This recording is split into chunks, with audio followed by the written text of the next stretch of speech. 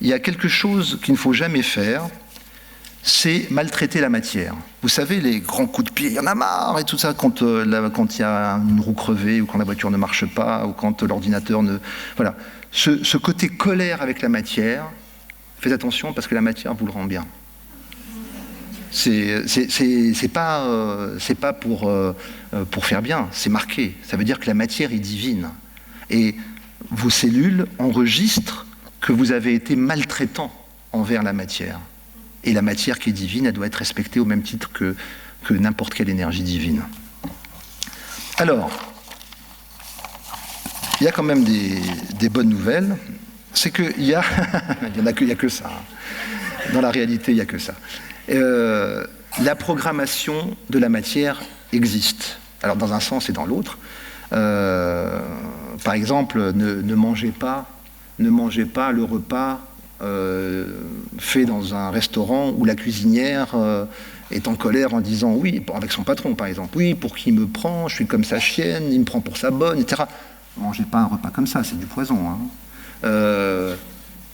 Essayez de ne pas acheter des paires de chaussures de sport, bike, qui ont été fabriquées en Chine par des prisonniers chinois qui sont rien payés et qui sont dans la souffrance quand ils fabriquent les chaussures et qui sont dans un désespoir total. Je ne vous dis pas l'énergie qu'il y a dans la chaussure. C'est pour comprendre. Et les cellules sont des lecteurs. Les cellules sont des DVD qui lisent la bande magnétique qui existe dans la chaussure et qui ressentent la souffrance. D'ailleurs, je vais faire une théorie, une thèse, comme quoi tous les problèmes de banlieue qu'il y a aujourd'hui, c'est dû à mon avis à toutes les chaussures bike qui ont été fabriquées dans les prisons chinoises.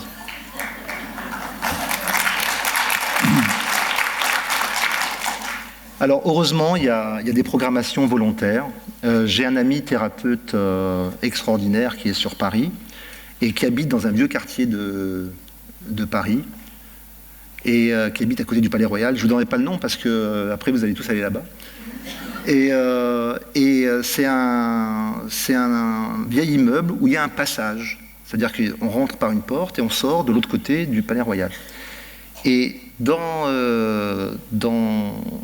cet immeuble, il y a un passage et il y a une femme extraordinaire qui est la gardienne de l'immeuble, une Portugaise extraordinaire de générosité, qui lave les pavés du passage tous les jours, quand elle travaille.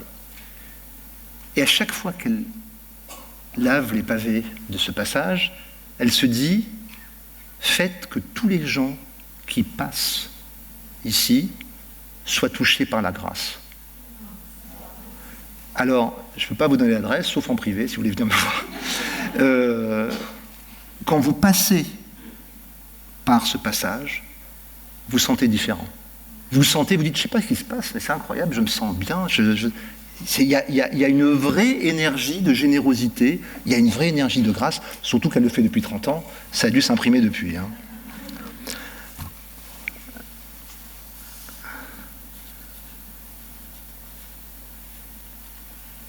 Imaginez ce que ça peut être un plat d'une mère de famille qui fait un plat pour ses enfants et qui dit que mes enfants qui mangent ce plat soient heureux et soient illuminés par la vie. C'est un cadeau du ciel.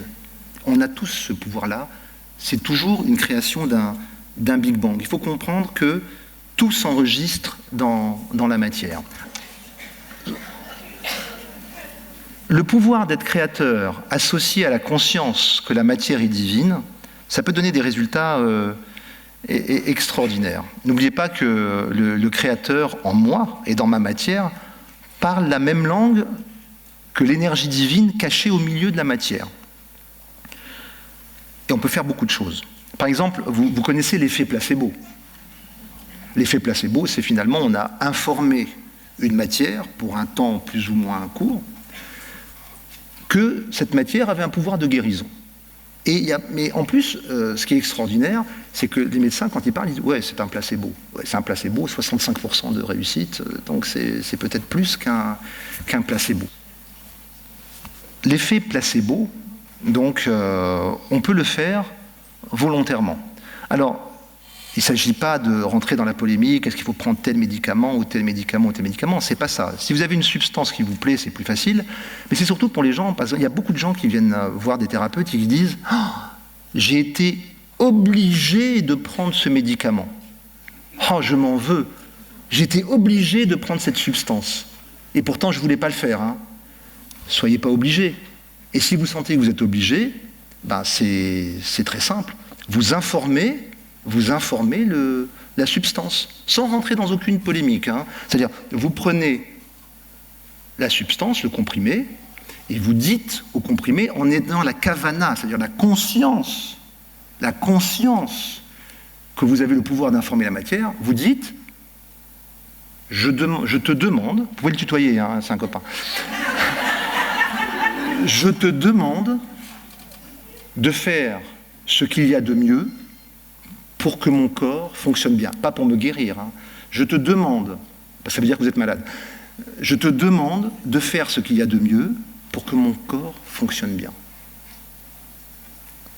Et vous dites à votre corps, j'ai donné l'autorisation, je te demande d'accepter cette substance et de prendre en elle ce qu'il y a de mieux pour que mon corps fonctionne bien. Et là, il n'y a plus de souci. Vous avez informé quelque chose, vous n'êtes plus obligé de prendre un médicament. Vous-même, vous avez été mis en accord, vous avez mis votre intention, vous êtes d'accord avec le médicament. C'est pour ça que finalement, les médecins m'aiment beaucoup, parce que je ne suis pas du tout en conflit avec eux, et des fois, ils m'envoient des gens juste pour qu'ils soient d'accord avec le traitement, parce qu'ils sont en porte-à-faux, ils sentent une contre-intention quand vous prenez quelque chose, ça peut avoir des conséquences. Vous pouvez vous-même avoir le pouvoir de bloquer les effets de la substance, et là, le fait de l'informer, ben, c'est bien, on n'est plus dans le placebo, on est dans le ok c'est beau. C'est quelque chose de plus profond. Il faut savoir que nous informons constamment notre corps et nos cellules, et que l'information crée constamment. Et cette information qui crée constamment dans nos cellules, qu'on le veuille ou non, c'est un processus divin.